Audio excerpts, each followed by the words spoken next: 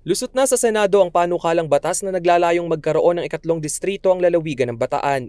22 senador ang pumabor sa House Bill 8664 para sa 3rd Congressional Seat ng probinsya. Sa ilalim ng panukala, magiging sakop ng 1st District ang mga bayan ng Hermosa, Orani, Samal at Abukay. Balanga City, Orion, Limay at Pilar naman ang bubuo sa 2nd District. Habang ang ikatlong distrito ay mapupunta sa Bagak, Morong, Dinalupihan at Mariveles. Pebrero ngayong taon ang aprubahan ng Kongreso ang naturang proposed bill.